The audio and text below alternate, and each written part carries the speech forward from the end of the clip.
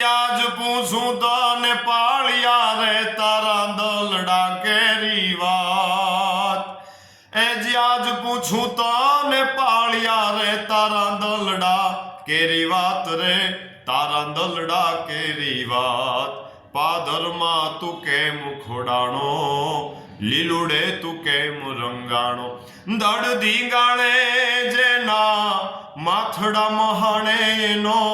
પાળિયો થઈને પૂજાવું રે ગડવૈયા મારે ઠાકોરજી નથી થાવું ગડવૈયા મારે ઠાકોરજી નથી થાવું એ ગડવૈયા મારે ઠાકોરજી નથી થાવું કારણ કે આ દેશની રક્ષા માટે આ ભૌમની રક્ષા માટે મારે પાળિયો થઈને પૂજાવું મિત્રો આજે આપને જણાવતા મને ખૂબ દુઃખ થાય છે કારણ કે આજે હમણાં થોડાક દિવસ પહેલા એક ભાવિકભાઈ પટેલ નામનો એક યુવાન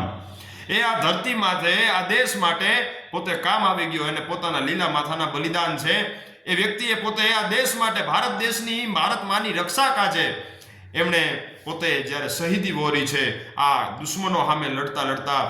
એમને તો વંદન છે પણ એમની જનતાને મારા લાખ લાખ વંદન છે કારણ કે જો એક ચારણ તરીકે એક કલાકાર તરીકે એક ભારતના નાગરિક તરીકે જો આપણે આ શહીદોને જો ન બિરદાવી શકીએ તો એમાં કોઈ આપણી બીજી વાત ન હોઈ શકે કારણ કે આ જે યુવાન છે ભાઈ ભાવિકભાઈ પટેલ મને ખૂબ દુઃખ થયું આ જાણીને કે આ વ્યક્તિએ જ્યારે શહીદ થઈ ગયા આ દેશ માટે આ દેશની મા ભૌમની રક્ષા કાજે અને એ યુવાન છે એ માત્ર કોઈ અણિયાણી ગામ કે ખાકરેચી ગામ માત્ર નહીં પણ આ દેશ ભારત દેશનું જેણે પોતે નામ રાખ્યું છે કારણ કે આ બધા જે વીરો છે એ માત્ર કોઈ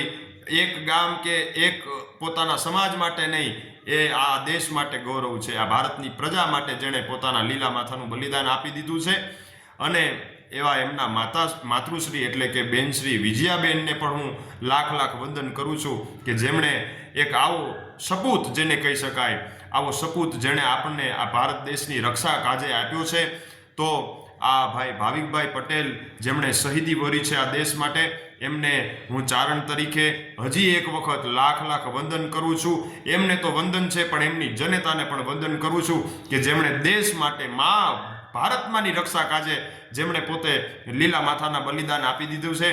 આવા વ્યક્તિને આપણે ક્યારેય નહીં ભૂલી શકીએ જ્યાં સુધી સૂર્ય અને ચંદ્ર છે જ્યાં સુધી આ પૃથ્વી જળહળે છે જ્યાં સુધી આ ધરતીમાં છે જ્યાં સુધી આ જે સૃષ્ટિ છે ત્યાં સુધી આપણે એના બલિદાનને ભૂલી નહીં શકીએ એવા આ વીરના બલિદાનને લાખ લાખ વંદન છે ઉદયદાન ગઢવી હું એમને ખૂબ ખૂબ શ્રદ્ધાંજલિ ભાવપૂર્વક આપું છું ઉદયદાન ગઢવીના જય મોગલ જય માતાજી